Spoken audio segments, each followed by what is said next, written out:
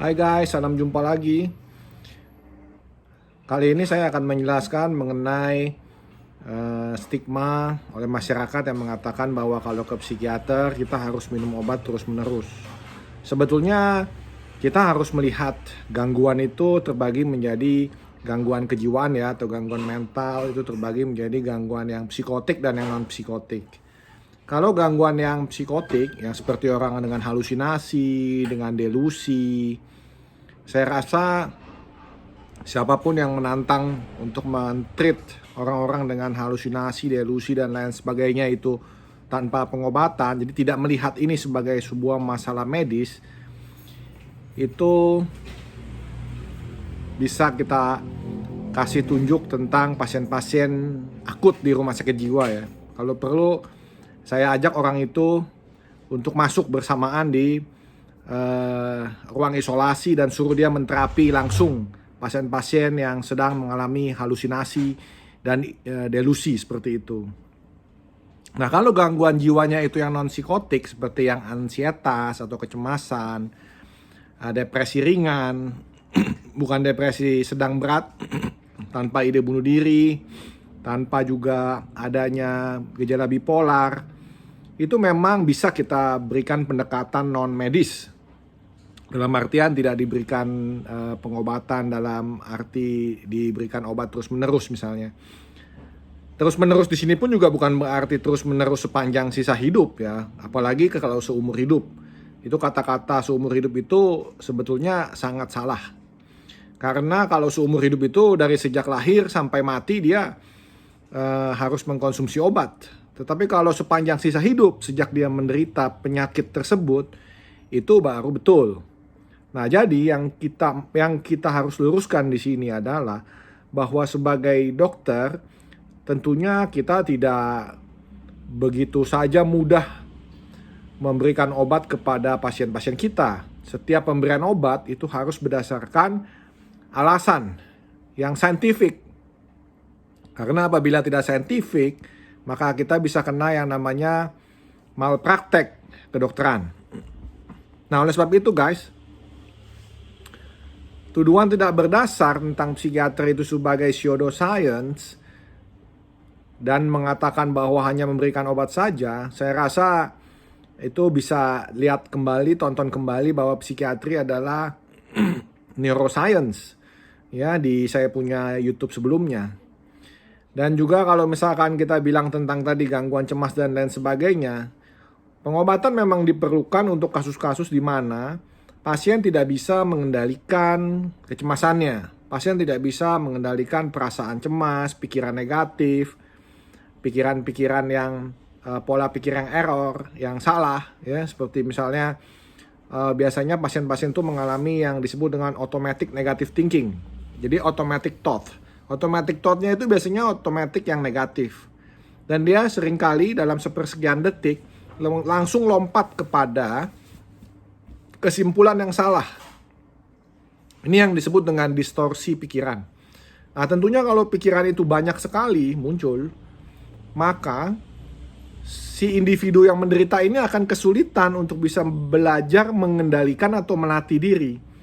Nah, untuk hal seperti itu penting sekali, pertama dia mesti tahu bahwa dia sadar dulu bahwa oh ya, ini muncul nih pikiran-pikiran automatic thought-nya itu. Ketika pikiran automatic thought-nya muncul, kemudian dia sadari, nah dia bisa kendalikan. Bagaimana bisa dia kendalikan apabila dia tidak menyadari?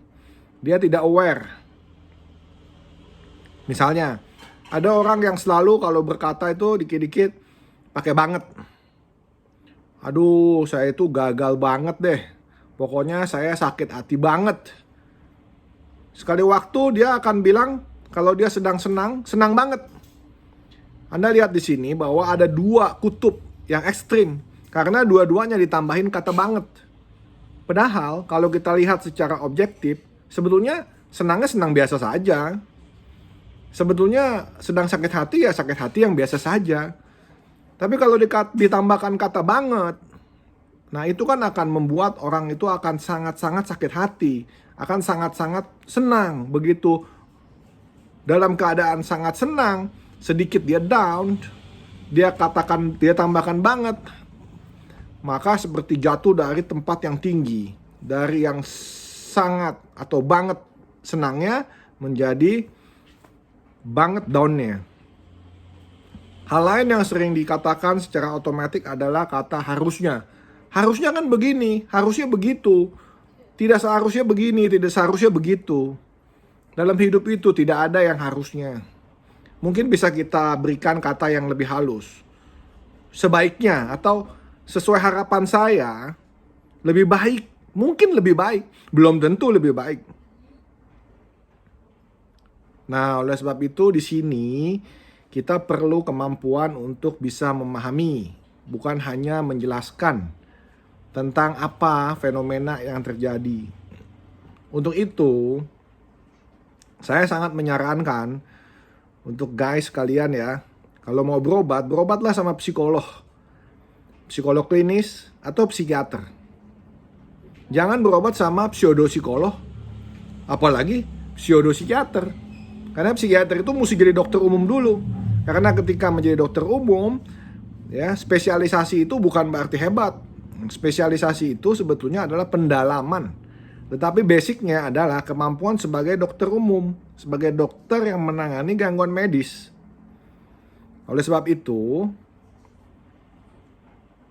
perhatikan kredensial dari terapis Anda, dari dokter Anda.